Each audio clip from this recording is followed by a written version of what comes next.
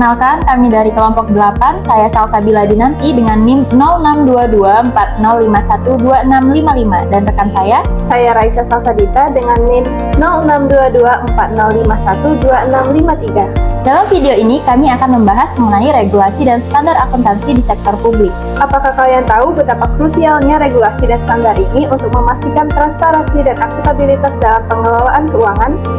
Sebagai salah satu pilar dalam tata kelola pemerintahan yang baik, keberadaan peraturan dan standar di akuntansi sektor publik memiliki peran yang sangat vital. Mari kita simak penjelasan berikut ini. Selamat menyaksikan!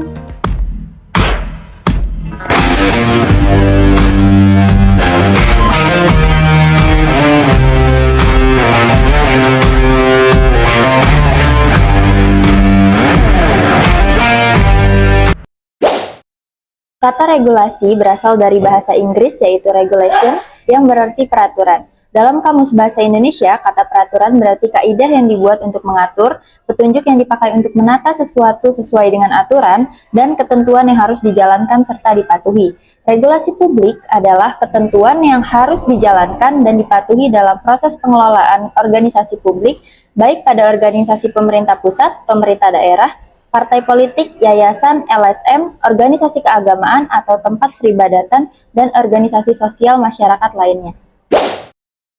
Beberapa fungsi atau tujuan dari regulasi dan standar di sektor publik yaitu: yang pertama, sebagai informasi dan kepastian hukum; yang kedua, mewujudkan transparansi dan akuntabilitas publik; yang ketiga, mengatur tata cara pelaporan keuangan di sektor publik; dan yang keempat, mengatur prinsip-prinsip dasar dalam penyelenggaraan administrasi pemerintahan yang baik. Di Indonesia, penyusunan standar-standar yang relevan dengan praktik akuntansi di sektor telah disusun oleh Ikatan Akuntansi Indonesia atau IAI maupun pemerintah baik pusat maupun daerah. Standar yang dibuat oleh IAI tersusun dalam Pernyataan Standar Akuntansi Keuangan atau PSAK nomor 45 tentang organisasi nirlaba. Sedangkan pada lingkup internasional, standar akuntansi sektor publik disusun oleh International Federation of Accountants. Standar yang dibuat dikenal dengan nama International Public Sector Accounting Standard. Yang pertama, International Public Sector Accounting Standards atau IPSAS. International Public Sector Accounting Standards atau IPSAS merupakan standar akuntansi sektor publik yang berlaku secara internasional, sehingga dapat dijadikan acuan oleh berbagai negara dalam menyusun standar akuntansi sektor publik di negaranya. Tujuan dari IPSAS ini adalah meningkatkan transparansi dan akuntabilitas serta kualitas laporan keuangan sektor publik. Yang kedua, Pernyataan Standar Akuntansi Keuangan PSAK nomor 45. Berdasarkan PSAK 45, tujuan dari laporan keuangan bagi organisasi nirlaba adalah menyediakan informasi yang relevan yang dapat memenuhi kebutuhan informasi pihak-pihak terkait seperti donatur, anggota, kredit, dan pihak lain yang menyediakan dana bagi organisasi nirlaba tersebut. PSAK 45 mengatur mengenai jenis-jenis laporan keuangan organisasi nirlaba. Laporan keuangan yang dimaksud meliputi laporan posisi keuangan, laporan aktivitas, laporan arus kas, dan catatan atas laporan keuangan. Yang ketiga, ada Standar Pemeriksaan Keuangan Negara atau SPKN. Standar Pemeriksaan Keuangan Negara disusun berdasarkan Undang-Undang Nomor 15 Tahun 2004 tentang Pemeriksaan Pengelolaan dan Tanggung Jawab Keuangan Negara dan ditetapkan dengan Peraturan BPK Nomor 1 Tahun 2007. Tujuan dari SPKN adalah untuk menjadi standar mutu bagi pemeriksa dan organisasi pemeriksa dalam melaksanakan pemeriksaan atas pengelolaan dan tanggung jawab keuangan negara. Yang keempat, Standar Akuntansi Pemerintah atau SAP. Standar akuntansi pemerintah diterbitkan oleh Komite Standar Akuntansi Pemerintah atau KSAP mengacu pada Undang-Undang Nomor 17 Tahun 2003. SAP diatur dalam Peraturan Pemerintah Republik Indonesia Nomor 24 Tahun 2005. Namun dinyatakan tidak berlaku setelah diganti dengan Peraturan Pemerintah Republik Indonesia Nomor 71 Tahun 2010. Berdasarkan PP Nomor 71 Tahun 2010, SAP yang diterapkan pemerintah berbasis akrual. Sebelum menerapkan basis akrual, SAP diterapkan dengan basis kas. Sehingga dalam perubahan penerapan SAP berbasis akrual dapat dilakukan secara bertahap dari penerapan SAP berbasis kas menuju akrual. SAP dinyatakan dalam bentuk Pernyataan Standar Akuntansi Pemerintah atau PSAP. PSAP tersebut disusun dan dikembangkan oleh KSAP dengan mengacu pada kerangka konseptual akuntansi pemerintahan. Badan yang terkait akuntansi sektor publik di Indonesia. Yang pertama, Badan Akuntansi Keuangan Negara atau BAKUN. Yang kedua, Kompartemen Akuntan Sektor Publik atau HASP yang berada di bawah IAI. Sistem akuntansi single entry merupakan sistem akuntansi yang telah berjalan selama ini yang pembukuannya hanya dilakukan secara single entry dan diselenggarakan oleh instansi-instansi secara terpisah-pisah. Kelemahan sistem single entry. Sistem single entry memiliki beberapa kelemahan di antaranya. Yang pertama, proses penyusunan lambat disusun dari subsistem yang terpisah-pisah dan tidak terpadu. Yang kedua, memakai sistem single entry accounting yang tidak lagi memadai untuk menampung kompleksitas transaksi-transaksi keuangan pemerintah. Yang ketiga, sulit dilakukan rekonsiliasi antar subsistem. Yang keempat, tidak mendasarkan pada standar akuntansi keuangan pemerintah. Dan yang kelima, tidak dapat menghasilkan neraca pemerintah. Gambar ini adalah deskripsi administrasi keuangan daerah single entry system. Gambar ini menjelaskan alur administrasi keuangan daerah dengan menggunakan single entry yang terdiri dari beberapa komponen utama. Pertama, terdapat komponen penerimaan yang terdiri dari pendapatan asli daerah atau PAD dan non-PAD. Kemudian, terdapat juga komponen pengeluaran yang terdiri dari belanja rutin, belanja proyek, dan daftar pelaksanaan anggaran atau DPA. Kemudian dana-dana terkait penerimaan dan pengeluaran tersebut akan mengalir melalui kas daerah atau di B9 sebagai tempat penampungan dana-dana.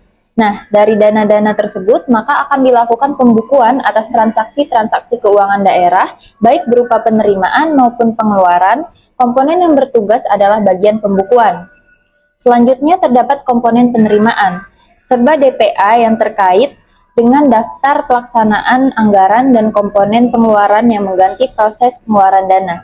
Selanjutnya terdapat juga komponen pelaporan bulanan yaitu B15 dan B16 yang bertugas menyusun laporan keuangan bulanan. Dan yang terakhir terdapat komponen perhitungan APBD yang merupakan proses perhitungan atas anggaran pendapatan dan belanja daerah secara keseluruhan. Nah, secara umum, jadi gambar ini menjelaskan tentang alur administrasi keuangan daerah dengan menggunakan sistem single entry mulai dari penerimaan, pengeluaran, pelaporan, hingga perhitungan APBD. Sesuai amanat Undang-Undang Nomor 17 Tahun 2003 tentang Keuangan Negara dan Undang-Undang Nomor 1 Tahun 2004 tentang Perbendaharaan Negara, pemerintah diwajibkan menerapkan basis akuntansi akrual secara penuh atas pengakuan dan pengukuran pendapatan dan belanja negara, paling lambat tahun anggaran 2008. Sedangkan basis akuntansi yang sekarang ini diterapkan oleh pemerintahan dalam pembuatan laporan keuangan pemerintah sesuai dengan kerangka konseptual akuntansi pemerintahan dalam standar akuntansi pemerintahan adalah dua basis. Yang dimaksud dengan dua basis adalah pengakuan pendapatan belanja dan pembiayaan dalam laporan realisasi anggaran menggunakan basis kas. Sedangkan untuk pengakuan aktiva, kewajiban dan ekuitas dalam neraca menggunakan basis akrual. Penggunaan dua basis tersebut didasarkan pada kenyataan bahwa pemerintah diwajibkan membuat neraca yang hanya dapat dibuat dengan akuntansi berbasis akrual. Sedangkan di sisi lain, juga wajib membuat laporan realisasi anggaran atau yang dulu dikenal dengan nama Perhitungan Anggaran Negara atau PAN yang dibuat dengan akuntansi berbasis kas. Sejak tahun 1982, Badan Akuntansi Keuangan Negara atau BAKUN telah berupaya membuat sistem akuntansi pemerintah pusat atau SAPP. SAPP yang dibuat oleh BAKUN terdiri dari dua sistem utama yang terpadu, yaitu yang pertama sistem akuntansi pusat atau SAP yang diselenggarakan oleh BAKUN, dan yang kedua yaitu sistem akuntansi instansi atau SAI yang diselenggarakan oleh departemen atau lembaga pemerintah non-departemen. Badan Akuntansi Keuangan Negara menggunakan pendekatan single entry, double entry, dan triple entry dalam sistem akuntansinya. Single entry artinya transaksi hanya dicatat sekali. Double entry artinya setiap transaksi dicatat dua kali pada sisi debit dan kredit. Dan triple entry berarti setiap transaksi dicatat tiga kali pada sisi debit, kredit, dan buku besar. Kemudian sistem yang dikembangkan oleh BAKUN dapat membuat neraca. Yang pertama, berdasarkan Peraturan Pemerintah Nomor 24 Tahun 2005, Kompartemen Akuntan Sektor Publik atau KASP telah menyusun standar akuntansi untuk sektor publik atau pemerintah, yaitu standar akuntansi pemerintah atau yang bisa kita dengar dengan SAP. Yang kedua, untuk organisasi sektor publik lainnya, Ikatan Akuntansi Indonesia atau IAI telah mengeluarkan PSAK 45 tentang pelaporan keuangan organisasi nirlaba. BPK telah mengembangkan standar penting yang akan menjadi panduan dalam proses audit Indonesia. SPKN atau Standar Pemeriksaan Keuangan Negara menjadi acuan bagi auditor pemerintah dalam melaksanakan tugasnya sebagai pemeriksa sesuai dengan peraturan BPK nomor 1 tahun 2007. Kemudian SPKN hanya mengatur hal-hal yang tidak terdapat dalam Standar Profesional Akuntan Publik atau SPAP.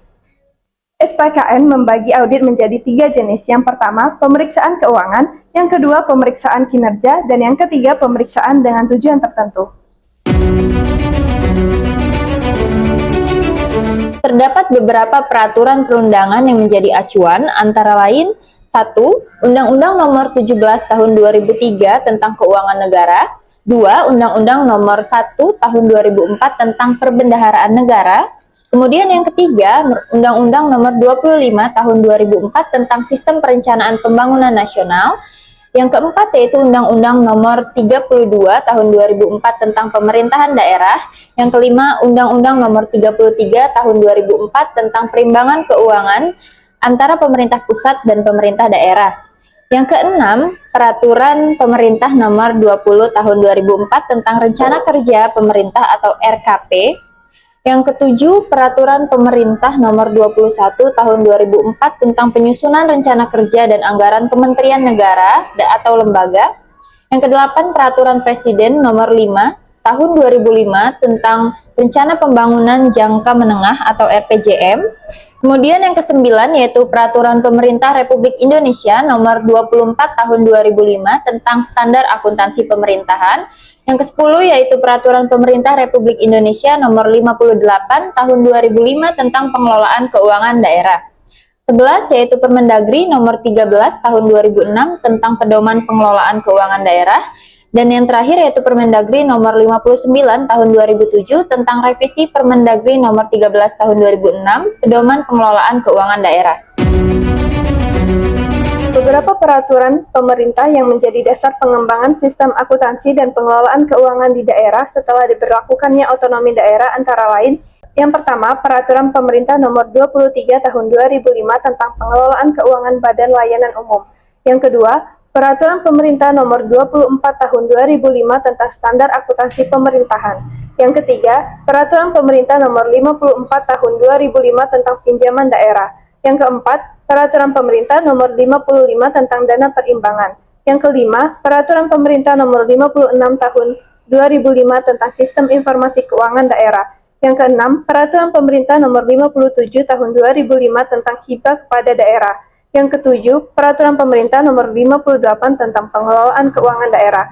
Dan yang kedelapan, Peraturan Pemerintah Nomor 65 Tahun 2005 tentang Pedoman Penyusunan dan Penerapan Standar Pelayanan Minimal. Berdasarkan penjelasan sebelumnya, dapat disimpulkan bahwa regulasi dan standar akuntansi sektor publik sangat penting untuk memastikan transparansi dan akuntabilitas dalam pengelolaan keuangan. Regulasi ini mencakup ketentuan bagi organisasi pemerintah dan non-pemerintah, serta bertujuan untuk menyediakan informasi yang jelas dan mengatur pelaporan keuangan. Meskipun sistem akuntansi saat ini masih menggunakan single entry, pemerintah diwajibkan untuk menerapkan basis akuntansi aktual, didukung oleh berbagai undang-undang yang menjadi acuan dalam tata kelola keuangan publik yang baik. Sekian video penjelasan dari kami. Terima kasih sudah menyaksikan. You got me misunderstood.